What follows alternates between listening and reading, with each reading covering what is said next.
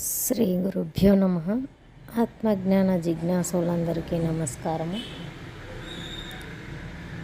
ఈరోజు మనము శ్రీ విద్యా ప్రకాశానందగిరి స్వాముల వారు బోధించినటువంటి పరమార్థ కథలలో 3వ కథ అలసత్వమును పారద్రోలవలెను.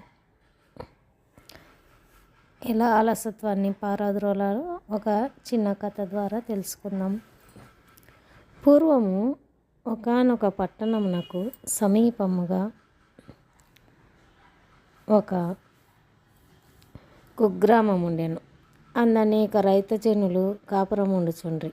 ఒకనాటి రాత్రి గ్రామస్తులందరూ నిద్రించుచుండ అర్ధరాత్రి సమయమున ఊరిలోని గుడిసెలకు నిప్పంటుకొని దగదగ మండిపోవుచుండెను. గ్రామస్తులందరూ నిద్రలేచి వారి వారి సామాన్లన్నీ బయటకు లాగి ఆ పిదప ఏమి చేయవలనో తోచక అందరూ ఒక రచ్చబండపై కూర్చొని కర్తవ్యమును ఆలోచింపదొడగిరి. గ్రామ శాసనసభ యొక్క అత్యవసర సమావేశం అది. అందొకడు లేచి, మహాజనులారా, ఇది తామసించుటకు సమయము కాదు. వెంటనే ఇంటికి ఒక్కొక్కరు చొప్పున వెళ్ళి తాటాకులు పెరికి వేసి నిప్పును ఆర్పవలెను అని అభిప్రాయము సంగెను.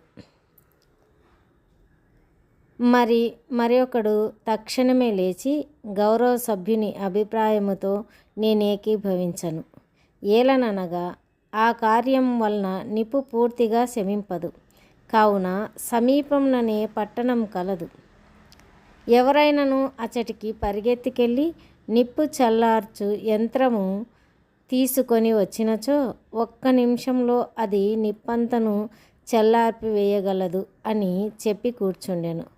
ఈ ప్రకారముగా ఇంకొకరు వారికి తోచిన అమూల్య భావమును సలహాలను చెప్పుచుండగా అత్తరి సభా మధ్యము నుండి ఒక పెద్ద మనిషి లేచి, అయ్యా, ఈ మాటలన్నీ కట్టి పెట్టండి. మీరిచ్చిన సలహాలలో ఒకటియూ సందర్భోచితంగా లేదు. నేనెంతయో ఆలోచించి చక్కని ఉపాయము చెప్పుచున్నాను. దానిని విని ఆచరణలో పెట్టితిరా గ్రామమును అగ్నికి ఆహుతి కాకుండా తప్పించగలరు.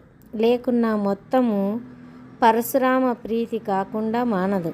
నేను చెప్పబో ఉపాయమేమనగా, గ్రామస్తులందరూ వారి వారి పలుగులు పారలు తెచ్చి సమీపంలోనే ఒక బావి త్రవ్వినచో కావలసినన్ని నీళ్లు దొరుకును.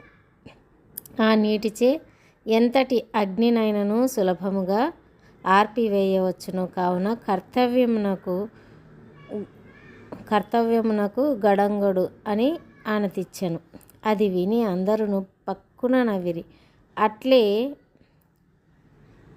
నవద్వారములతో ఈ దేహమును, పంజరమును, ప్రాణమును పక్షి ఏ క్షణంలోనైనా ఎగిరిపోవుటకు సిద్ధముగానున్న ఈ సమయమున వ్యాధులు, విఘ్నములు, వియోగములు, అశాంతికర పరిస్థితులు తండోపతండాలుగా వచ్చి మీద పడుచుండా మీనమేషాలు లెక్కపెట్టుచు కడతేరు మార్గమును గూర్చి ఆలోచింపక దైవధ్యానమునకు ఇంకనూ చాలా సమయం ఉన్నదిలే అని తామసించు జనుల యొక్క యోచన బావిత్రవ్వు నరుని యొక్క యోచన వలె ఉండును. బావితవ్వు ఘనుని యొక్క యోచన వలె ఉండును. కనుకనే భర్తృహరి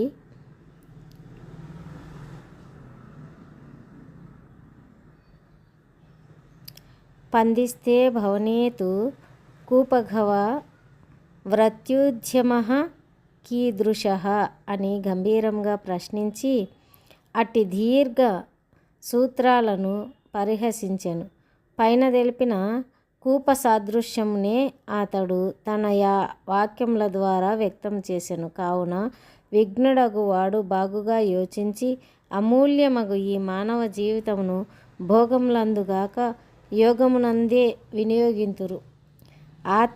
ఆత్మజ్ఞానమును శీఘ్రంగా సంపాదించి జన్మ సాఫల్యమును పొందవలెను. భగవంతుని పాదపద్మములను ఆశ్రయించి భవరోగమును బాపుకొనవలెను.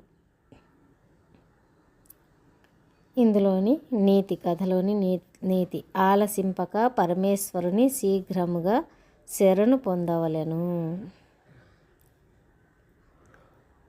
అంటే ఈ కథలోని సారాంశము,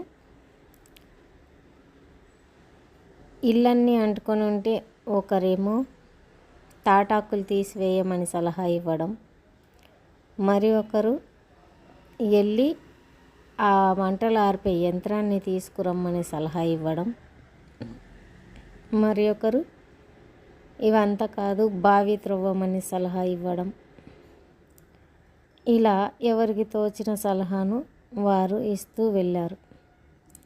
అలాగే మనం కూడా మన దేహంలో ఈ జీవాత్మ ఎప్పుడు బయటికి వెళ్ళిపోతుందో తెలియదు. ఏ సమయంలో ఏ వ్యాధులు వస్తాయో, ఏ విఘ్నాలు వస్తాయో, ఏం జరుగుతాయో తెలియదు.